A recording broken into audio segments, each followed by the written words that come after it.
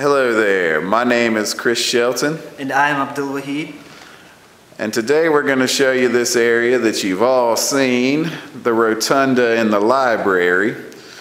And you've probably wondered if it's always been this enclosed rotunda that you could not get into unless you asked about the key or had a meeting or something in here.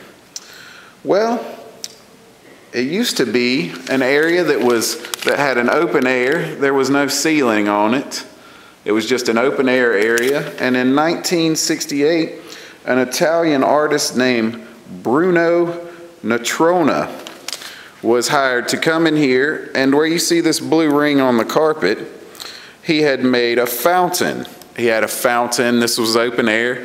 It was open air out along here as well. You could see straight to the C or D building, whichever one that is.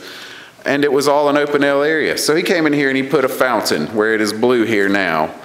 And but in the winters of 1968 and 1969, the water kept freezing, and then administration decided that it was a hazard to have the fountain in here. So they decided that they were going to come in and take the fountain out. When they did that, they placed this red maple tree into the area where the fountain was.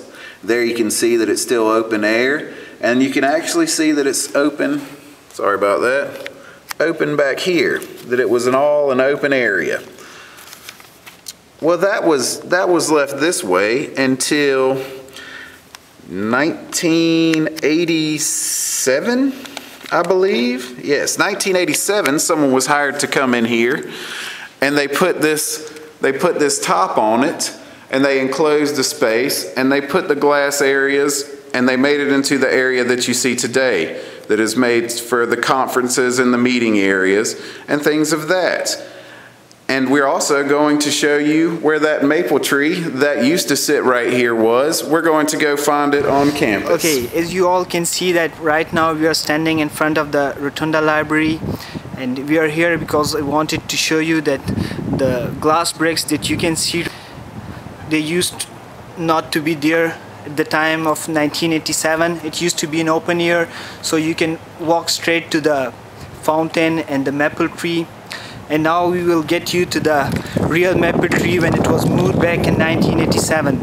There are two ways you can get to the maple tree. One is to my right, you can go this way, but it's pretty long and it will take a lot of your time. And now we will show you the short way you can get to the maple tree, and this is to my left and to the right of the Rotunda Library. And you can see that to my left and to the right of the Rotunda Library, there is administration building. This is the straight path to the red maple tree, and we are heading towards the red maple tree. You all can see the beauty of SPSU, the flowers blooming in spring. See, this is the Norton Hall, and we are getting close to the red maple tree. It's almost like 10 feet or maybe more or less. And we are getting close and closer and closer. There are some students standing in the shade of and here is the maple tree that we were searching for. It used to be in the inside of Rotunda Library back in 1987, and it was moved here in 1987.